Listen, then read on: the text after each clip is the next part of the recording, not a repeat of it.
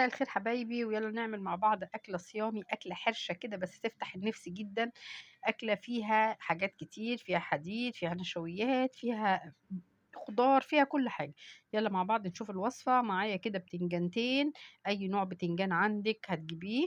نقي البتنجانة بس اللي فتحتها من تحت طويلة بتكون ما بتشربش زيت. هقطع البتنجان مش بالتساوي، شرايح كده. بصي الكمية بتاعتك، يعني هي ملهاش كمية، أنا بس بقول الطريقة وانتي اعملي اللي انتي عايزاه. هي أكلة كلنا بنعملها، أكلة مصرية أصيلة يعني.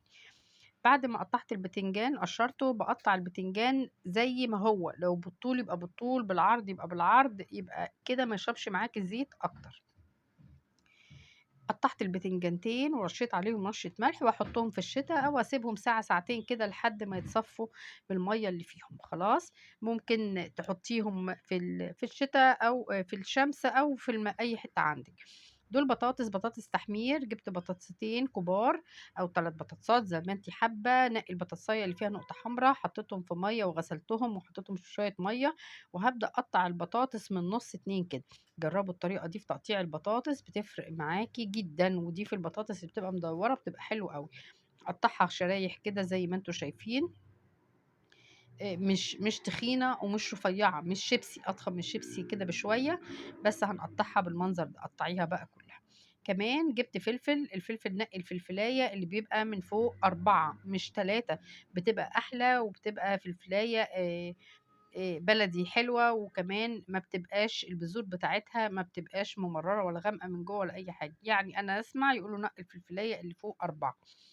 شقيت كل فلفلاية غسلاه طبعا، شقيته 2. جبت كمان بتنجان عروس متوفر جدا طول السنة عندك، البتنجان ده دلوقتي شغال. غسلاه وقمت قاطعة الحتة اللي فوق كده. ونقي الخضار بتاعك كده صابح، وكل ما بيكون صابح بيبقى أحلى بكتير كمان. البتنجانية الصغيرة التخينة الملحمة، ما تجيبيش الرفيعة ولا الطويلة عشان ما تبقاش مبذرة كده من جوه. هبدأ أشقها شقة بسيطة كده. الفيديو سهل جدا وبسيط ومش متعب خالص في عمايله. كمان جبت 3 طماطمات كده وقطعتهم حلقات تخينة، بس تكون طماطم جامدة مش طرية. جبت مقلة على النار وحطيت فيها معلقة زيت، وجبت فلفلاية مقطعة وبدأت أرص فيها الطماطم كده بعد ما الزيت سخن. والفلاية قلبتها تقليبة كده. طبعا أنا مجرية الفيديو بس انتوا يعني معلومات أو وصفة بفكركم بيها. سبت الطماطم كده وقمت رش عليها ملح وفلفل، تدبل كده سنة على الناحية دي، وهقوم قلبها بقى على الناحية التانية. كمان جبت فصين توم، وممكن ما تقلبهاش لو مش عايزاها طرية. بس يعني لو يعني سمك الطماطمايه تخينة يفضل تقلبيها عشان تبقى ايه متطعمة كده من الملح والفلفل والحاجات اللي انتي حطاها.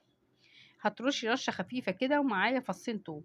على ما خلصت كنت قشرت البطاطس، قطعت صفيت البطاطس من المية وحطيت عليها معلقتين نشا، وده مهم جدا النشا. خلاص، او قلبتهم فيه. جبت هنا بقى فصين توم وشوية ملح صغيرين على الوش التاني، وبدأت كده ايه احطها زي ما انتوا شايفين تدبل كده. يعني حاجة بسيطة عينتها في طبق، وبقى معاكي احلى بطاطس طماطم مخللة في منتهى الجمال. جبت بقى زيت مش كتير ولا غزير ولا حاجة، وبدأت ارص فيه البطاطس اللي انا غلفتها بالنشا معلقتين بس، وقلبتهم كده. شوفوا البطاطس بقى هتتنفخ معايا وتبقى في منتهى الجمال ولا الشيبسي. بس اهم حاجة اختاري بطاطس تحمير اللي فيها نقطة حمراء او البطاطس الحمراء. خلاص بقى قلبتها. كنت مقطعة بقى بصلاية وقرن فلفل وشوية ملح وشوية كمون وشوية شطة وشوية بابريكا ورشيتهم على الوش. ولو عندك بقدونس كمان حطي، بيفرقوا خالص خالص في طعم البطاطس، بتحسي انها بقت حتة تانية يعني شاورمة بطاطس. يبقى بصل وطماطم وملح وفلفل وشوية آه، بابريكا او شطه. نقلي بقى البتنجان بالطريقه العاديه خالص. بعد ما حطيته في الملح شطفته في الميه وصفيته وحطيت عليه فوطه شربت منها الميه، وبدات اقليه عادي. وقليت كمان الفلفل بنفس الطريقه في الزيت عادي بقى، كنا بنعرف نقلي الفلفل. ادي كده البتنجان والفلفل. وكمان قليت البتنجان العروس في الزيت، يبقى قليت الفلفل والبتنجان العروس. هنا بشرت توم وطماطم وقرنين فلفل وقرن فلفل احمر وشويه خل حلوين وليمونتين 3 وملح وفلفل وكمون. وقرن شطة أحمر أو شطة حطّاها، يبقى ملح وفلفل وكمون وتوم وشطة وخل وليمون. بدأت أعمل بقى هنا كده على البتنجان، شايفين البتنجان ولا شارب زيت ولا أي حاجة، والبتنجانية كده واخدة وضعها وفي منتهى الجمال، يعني هُم شوية زيت عملت بيهم الوصفة كلّها.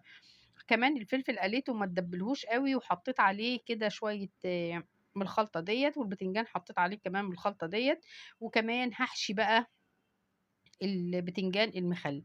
أكلة اقتصادية جدًا وحلوة وفي منتهى الجمال، كلّها فوايد، بتنجان حديد وفلفل حديد والطماطم والبطاطس. جرّبوا الوصفة دي، وممكن كمان تحتفظوا بيها في علب في